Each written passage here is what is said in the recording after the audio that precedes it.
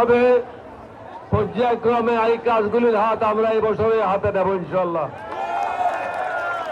আমরা চাই মাদক মুক্ত বাংলাদেশ, দুর্নীতি মুক্ত বাংলাদেশ, ন্যায় বিচারের বাংলাদেশ, গণতন্ত্রের বাংলাদেশ, স্বাধীনতার সুফলের বাংলাদেশ, জনগণের বাংলাদেশ।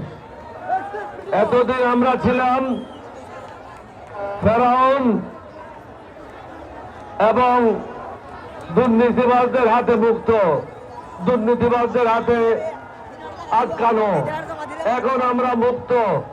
আপনারা খেলাধুলা করবেন, আনন্দ করবেন। কয়েকদিন আগে ক্রিকেট হলো, এখন ফুটবল হলো, আগামীতে অন্যান্য খেলার আমরা ব্যবস্থা এখানে করব। আমাদের এলডিপির পক্ষ থেকে সারা বছর এই খেলার ব্যবস্থা থাকবে।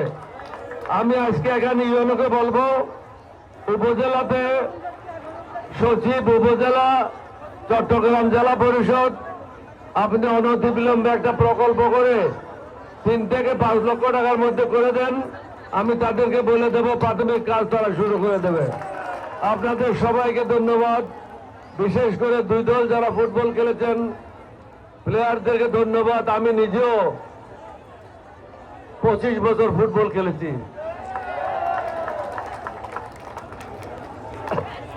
বহুদিন পরে মাঠে উপস্থিত হয়ে ফুটবল খেলা দেখার সুযোগ হয়েছে। বিভিন্ন কারণে মাঠে গিয়ে ফুটবল খেলা দেখার সুযোগ হয় না। আনন্দ করেন, উপভোগ করেন, কিন্তু বন্ধুত্ব গড়ে তোলেন, একতা গড়ে তোলেন, সেটাই হলো উপযুক্ত, এবং মাদক মুক্ত বাংলাদেশ করেন। আপনাদের সবাইকে ধন্যবাদ। বিশেষ করে যারা আয়োজন করেছে, লিয়াকত, জাহাঙ্গীর সহ অন্যান্য নেতৃবৃন্দ, তাদের কাছে আমরা লোহাগাড়াবাসীর পক্ষ থেকে সবাই কৃতজ্ঞতা প্রকাশ করছি। আগামীতে যেন আরো কয়েকটা খেলার ব্যবস্থা করা হয় সেটা